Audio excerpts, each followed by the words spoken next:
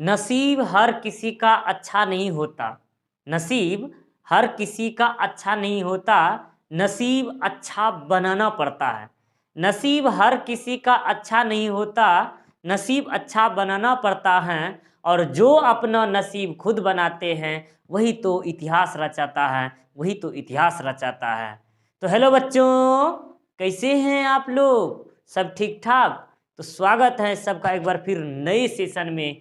मैं हूं आपका भारती सर। मैं आज आप सबके बीच फिर एक नए सेशन को लेकर के आया हुआ हूं।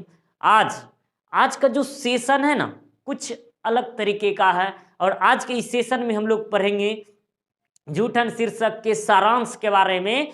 और हम लोग जानेंगे कि जो कि परीक्षा में 5 नंबर हमें दिलाता है, तो उन्हीं उन्हीं 5 नंबर के लिए आज का क्लास हम लोगों का होगा। तो हम लोग इस पाठ में पढ़ेंगे जूठन कहानी का सारांश।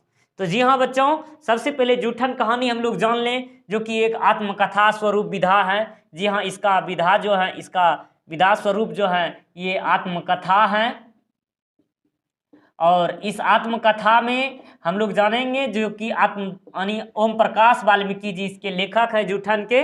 और ओम प्रकाश वाल्मीकि ने क्या किस तरीके से किया, इसका सारांश हम लोग समझेंगे एक छोटे से सारांश के माध्यम से, जो कि परीक्षा में 5 अंक पक्का इस तरह से पूछा जाता है। और इस पाठ में जो है दलित समाज के छात्रों को एक अलग व्यवहार, दलित समाज के छात्रों के साथ जो अलग व्यवहार किया जाता है उसी के बारे में, यानी उसके साथ कैसा बिहेव किया गया, यानी उसके साथ कैसा व्यवहार किया गया, उसी के बारे में बताया गया है। तो सबसे पहले हम लोग जान लें इस कहानी का नायक स्वयं ओम प्रकाश वाल्मीकि जी हैं, जो कि पूरी कहानी इसके इर्द गिर्द घूमती रहती है। और इस कहानी में विलेन का रोल अर्थात खलनायक जो उसका व्यवहार है, उसका चरित्र है, अर्थात इसमें जो इसका पेशा है, जो कि इस पेशे के इर्द गिर्द इसको घुमाती रहती हैं, उसका कर्म। तो यहां इस नायक के तौर पर ओम प्रकाश वाल्मीकि जी ने आत्मकथा के स्वरूप में बताया है। ओम प्रकाश वाल्मीकि जी दलित समाज को उभारने में एक बहुत बड़ा महत्वपूर्ण योगदान निभाया। हिंदी के साहित्य क्षेत्र में दलितों को एक विशिष्ट स्थान दिलाया। तो कुछ इस तरह से हम इस पाठ का सारांश जानेंगे कि ओम प्रकाश वाल्मीकि जी की यह आत्मकथा जो जूठन है, बहुत ही पाठक का एक विशेष रूप से ध्यान अपनी ओर आकर्षित करती है। समाज में हो रहे दुर्व्यवहार, दलितों के साथ हो रहे भेदभाव के बारे में इस पाठ में बताया गया है कि जिस प्रकार ओम प्रकाश वाल्मीकि जैसे एक दलित बालक को अन्य विद्यार्थियों की श्रेणी से बाहर और उसे कर्म के आधार पर उसको जोड़ा जाता है। तो इस कहानी में ट्विस्ट तब आती है उसके बचपन से, जब विलेन के स्वरूप में वहाँ हेडमास्टर से कहानी शुरू होती है। वह हेडमास्टर जो कि एक बाघ अर्थात शेर के समान दहाड़ता था, जिसके डर से पूरा स्कूल का विद्यार्थी सभी लोग डर के मारे थर्राते थे। उसकी आवाज सिंह के गर्जन के समान होता था, जिसके भय से ओम प्रकाश वाल्मीकि जी भी थर थर थर थर थर थर कांपा करते थे। तो इस कहानी में उनकी आत्मकथा जो संकलित है, यह इसमें अंश में कहा गया है कहानी को पढ़ने की, इसमें जो है दलित समाज को पढ़ने की एक प्रेरणा सी जागृत होती है ओम प्रकाश वाल्मीकि जी की रचनाओं में। और कहते हैं कि उसका जो है कि ओम प्रकाश वाल्मीकि जब बालक थे, अब कहानी की शुरुआत होती इस सारांश में। तो कहता है कि यह घटना उस समय से शुरू होते ओम प्रकाश वाल्मीकि जी की बचपन से, जब वह बचपन थे, जब वह छोटे थे, तब उसके साथ हेडमास्टर के साथ किए जाने वाले अलग तरीके के व्यवहार से वर्णन।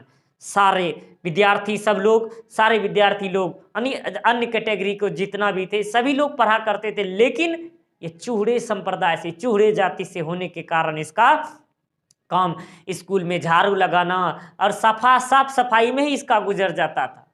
इसी प्रकार से घटना होती है। हेडमास्टर कलीराम के पढ़ने के बदले उसको झाड़ू लगवाते हैं। नाम इस तरह से हेडमास्टर पूछता है। सबसे पहले जब इसका प्रवेश होता है तो पहले दिन नाम इस प्रकार से हेडमास्टर पूछते हैं जिससे कोई बाघ गरज रहा हो, जिससे कोई बाघ गरज रहा हो। और सारा दिन उससे झाड़ू लगवाता है, सारा दिन उनसे झाड़ू लगवाने में उसका दिन गुजरवा देता है। 2 दिन तक झाड़ू दिलवाने के बाद तीसरे दिन उसके पिताजी देख लेते हैं।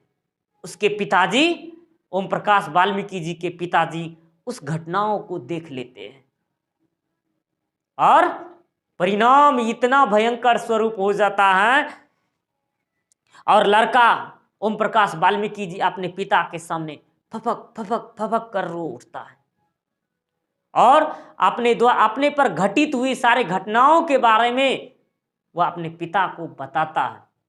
तो पिताजी की गुस्से की सीमा, उसे के गुस्से की सीमा जो है ना, जैसे मानो कि सारा स्कूल का भार अपने सिर पर उठा लिया हो और वह चिल्लाते हैं और सारे के सारे अनिवजन सभी टीचर पर, सभी शिक्षकों पर वह गुस्साते हैं, विशेष रूप से उन हेडमास्टर पर। ऐसा इसलिए ओम प्रकाश वाल्मीकि जी अपने पूरे परिवार का एक लाडला था, पूरे परिवार का एक लाडला था। उसे सब कोई उन कर्मों से बचा करके रखते थे, उन पेशों से बचा कर रखते थे और उसके परिवार उसको एक अच्छा से अच्छा व्यक्ति बनाना चाहते थे। लेकिन हेडमास्टर के दुर्व्यवहार के कारण उसको पढ़ने को नहीं मिलता था और उसे दिन भर झाड़ू लगाने का ही कार्य मिलता था। ओम प्रकाश वाल्मीकि जी अपने वर्णन में बताए हुए हैं कि उसकी माँ मेहनत और मजदूरी करके, उसकी माँ और बहनें भाई सभी कोई मजदूरी मेहनत करते हैं और 8-10 तगाओं के घर में वह झाड़ू पोछा साफ सफाई किया करती हैं और माँ के इस काम में उसकी बहन, उसके भाई और उसके पिताजी सभी कोई जो है ना हाथ बटाते रहते हैं, सभी कोई उसका मदद करते रहते हैं। और फिर कहते हैं उसके जनशेर दोनों भाई माँ के हाथ बटाते हैं। बड़ा भाई सुखबीर जो था तंगाओं के यहाँ वार्षिक नौकरी की तरह काम करता था। उसका भाई जो था वार्षिक नौकरी की तरह काम करता था और इन सब कामों के बदले मिलता था 2 जानवर और कुछ पीछे फसल के समय 2 सेर 5 सेर अनाज और दोपहर के समय एक बची खुची रोटी जो खास तौर पर चूहों को देने के लिए आटे भूसे मिलाकर बनाई जाती थी। अर्थात उसके भाई लोग जो काम करते थे, वार्षिक पर सालाना काम जो किया करते थे, तो उसके बदले में उसको फसल के कटाई के समय, फसल के अंत में उसको 5 सेर अनाज और प्रतिदिन उसको 5 सेर अनाज और लास्ट में उसको 2 जानवर और उसको खाने में दोपहर के समय जो कि रोटी मिलते थे और जो कि दोपहर के समय बची खुची रोटी मिलती थी, जो खास तौर पर, जो कि विशेष तौर पर उस दलित जाति के लोगों के लिए चोकर भूसा मिला हुआ अनाज, चोकर भूसा मिला हुआ उसको बनाया जाता था, उसको मिलता था बदले में, उस मेहनताना के बदले उस वह रोटी मिलता था। और तो कभी कभी तो जूठन मिलता था, कभी कभी भंगन भी उसके टोकरी में डाल दी जाती थी। दिन रात मर खप करके काम करने के बदले, मेहनत करने के बदले पसीने का कीमत मात्र मिलता था उसको जूठन, कीमत मात्र मिलता था उसको, एक जूठन मिलता था एक। और सिर्फ फिर भी इन सारे कामों में करते हुए, इन सारे कामों को करते हुए उसको किसी प्रकार की शिकायत नहीं होती थी, किसी प्रकार की उसे पीड़ा नहीं होती थी। वह किसी से भी इस बातों का शिकायत नहीं किया करता, किसी से भी नहीं। फिर भी वह हमेशा उस कार्य को अपना तन मन धन से करता था, लेकिन उसको मिलता क्या था? इसका परिणाम सिर्फ और सिर्फ जूठन। इसीलिए लेखक महोदय ने यह शीर्षक जो रखा है बहुत ही सोच समझकर, सोच और विचार करके रखा हुआ है। उसे उस कार्य करने में कोई शर्मिंदगी नहीं है, कोई पश्चाताप नहीं है। और यह कितना क्रूर समाज, यह समाज कितना क्रूर है जिसमें शर्म का कोई मोल नहीं है। हमारा यह समाज कितना क्रूर है जहां शर्म का, मेहनत का कोई मोल नहीं है, कोई वैल्यू नहीं है, बल्कि निर्धनता को बरकरार रखने के लिए, बल्कि यूं कहा जाए निर्धनता, गरीबी को बरकरार रखने के लिए एक षड्यंत्र है। गरीबी को बरकरार रखने के लिए यह एक षड्यंत्र है। ओम प्रकाश वाल्मीकि के घर की स्थिति जो थी ना, कुछ अच्छी सी नहीं थी। ओम प्रकाश वाल्मीकि जी के घर की स्थिति जो थी कुछ अच्छी नहीं थी। एक एक पैसे के लिए प्रत्येक परिवार को काम करना पड़ता था। एक एक पैसे के लिए प्रत्येक परिवार को काम करना पड़ता था। प्रत्येक परिवार को मेहनत करना पड़ता था। यहां तक कि पूरे गांव में जब कोई जानवर मर जाता था उसके खाल उतारने के लिए भी उसी जाति के लोगों के लिए काम करना पड़ता था। और उस जो चमड़े उतारते थे उसमें भी बहुत बड़ा रिस्क होता था। जैसे काट उतारने में कहीं चाकू लग जाए या उसमें किसी प्रकार से हानि हो जाए तो दुकानदार उसको नहीं खरीदता था। बड़ी साफ सफाई से उसको काम करना पड़ता था। फिर भी मेहनताना के स्वरूप में उस चमड़ी को बेचने के बदले 20-25 रुपये मिलते थे, जिसमें सारे कार्य करने के बाद उसको 10 से 15 रुपये बच जाते थे। तो इस प्रकार से यह समाज की, इस पाठ में जो कहता है इसका विशेषता है यह कि इस समाज में वर्ण व्यवस्था में मनुष्य के द्वारा मनुष्य का किया गया शोषण का परिणाम। इस पाठ की मूल विशेषता यह है कि इस समाज में वर्ण व्यवस्था और मनुष्य के द्वारा ही मनुष्य के किए गए शोषण का परिणाम कि एक और व्यक्ति के पास धन की कमी नहीं है। शोषण का यह परिणाम है कि एक और किसी व्यक्ति के पास धन की कमी नहीं है तो दूसरी ओर धन के लिए, एक एक दाने के लिए, एक एक अन्न के लिए वह मोहताज है, एक एक दाने के लिए वह तरसते हैं। हजारों हजार 2 जून की रोटी के लिए निकृष्ट होकर के कार्य करना पड़ता है और भोजन की कमी और मन की लालसा पूरी करने के लिए उसको जूठन भी चाटनी पड़ती। यहाँ तक कि भोजन अपने पेट की आग शांत करने के लिए, पेट की आग बुझाने के लिए उसे जूठन, उसके दूसरों के द्वारा खाकर छोड़े गए पत्तलों के जूठन भी उसको खाने को मिल पड़ते हैं। लेखक को एक बात बहुत ही गहरा असर करता है। लेखक को एक बात बहुत ही गहरा असर करता है उसके दिमाग में। जब उसकी भाभी द्वारा यह कथन कहा गया, उसकी भाभी द्वारा जब यह कथन कहा गया कि इनसे ये ना कराओ, इनसे ये ना कराओ, भूखे रह लेंगे, इन्हें इस गंदगी में ना घसीटो। उसकी भाभी ने बहुत प्यार करते, बहुत लाडला था ओम प्रकाश वाल्मीकि। इनसे ये ना कराओ, भूखे रह लेंगे, लेकिन इस गंदगी में इसे ना घसीटो। ये शब्द लेखक को उस गंदगी से बाहर निकाल लाते हैं। यही शब्द लेखक महोदय को इस गंदगी से बाहर निकाल लाते हैं।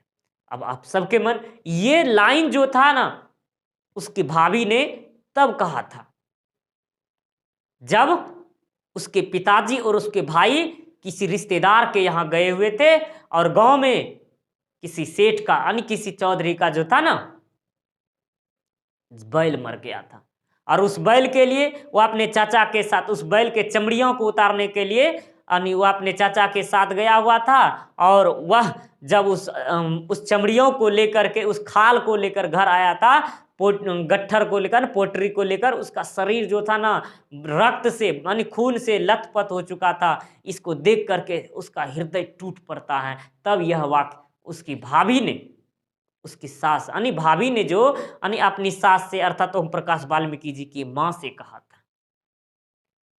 तो इस कहानी का सार्थक सारांश यह है कि किस प्रकार समाज में एक मानव के द्वारा मानव का शोषण हो रहा है। एक मानव होकर के मानव के साथ दुर्व्यवहार कर रहा है, मानवता की सीमाओं को पार कर गई है।